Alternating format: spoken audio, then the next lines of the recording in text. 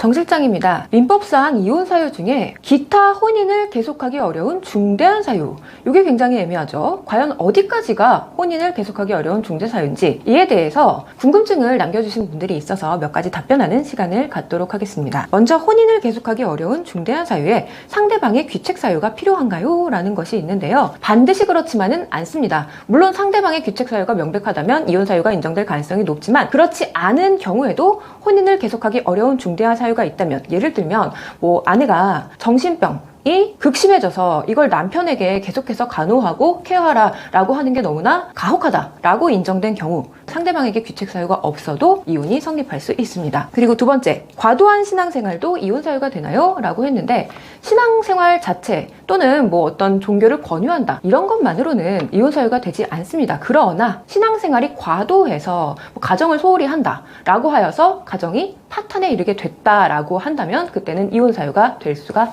있습니다. 그리고 세 번째, 성관계 거부도 이혼 사유가 될 수 있나요? 그랬는데, 성관계 거부 자체는 그 자체만으로 이혼 사유가 되는 것은 아니고요. 정당한 사유 없이 성관계를 거부했을 때는 이혼 사유가 될 수 있습니다. 그러면 이 정당한 사유가 어디까지냐? 나는요, 성적인 장애가 생겨서 성관계를 거부했을 뿐인데 정당한 사유가 인정되지 않나요? 라고 궁금해 하실 수가 있겠는데요. 만약에 일시적인 성기능 장애로 성관계를 거부하게 되었다면 정당한 사유가 인정될 수 있을 거예요. 그러나 이것이 치료될 가능성이 매우 낮은 상황이다 라고 한다면요, 앞에서 말씀드렸죠. 귀책 사유 없어도 이혼 사유 될 수 있다. 이게 바로 그 중요한 사유 중에 하나입니다. 부부관계에서 성관계는 굉장히 중요한 핵심에 해당하죠. 그런데 더 이상 성관계를 할 수 없게 되었다는 것 그 자체가 혼인을 계속하기 어려운 중대한 사유가 되기 때문에 이혼 사유가 될 수 있습니다. 그 다음번 질문입니다. 성격 차이도 혼인을 계속하기 어려운 중대한 사유가 되나요? 이것도 마찬가지예요. 성격 차이 자체가 혼인을 계속하기 어려운 중대 사유가 되지는 않지만, 성격 차이를 이유로 다툼이 계속돼서 혼인관계가 파탄에 이르렀다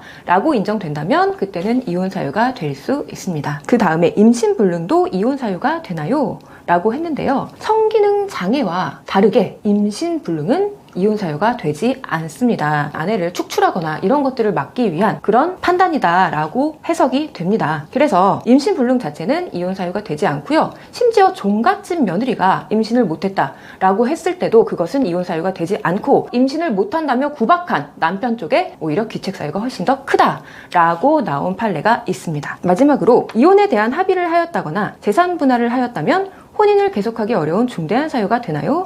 이런 경우가 있죠. 이혼을 하기로 서로 합의하고 재산 분할, 합의 이런 것들을 다 했지만 아직 이혼 절차를 마무리하지 않은 상황에서 한 명이 마음을 바꿉니다. 나는 이혼하기 싫어 라고 했을 때 상대방 입장에서는 우리 이미 이런 절차를 다 진행했으니 혼인을 계속하기 어려운 중대한 사유가 있습니다 라면서 이혼을 하고 싶겠죠. 그러나 인정되지 않습니다. 합의나 재산 분할이 이루어졌다라는 것만으로 혼인을 계속하기 어렵다라고 보기는 어려워요. 만약에 이런 절차를 거치고도 동거를 계속하면서 부부 생활을 유지하고 있었다거나, 또는 둘 중에 한 사람이 열심히 부부 관계를 다시 개선하기 위해 노력을 하고 있었다거나, 이런 사정들이 있다면 이것만으로 혼인을 계속하기 어려운 중대한 사유는 아니다. 그러나 이런 사정 플러스 같이 살지도 않고, 그리고 서로 간에 계속해서 비난하는 등 사이가 안 좋았다, 이런 것들까지 다 합쳐진다면 그때는 이혼 사유가 될 수 있어요. 그렇기 때문에 변호사 상담을 통해서 여러 가지 입증이 필요한 것입니다.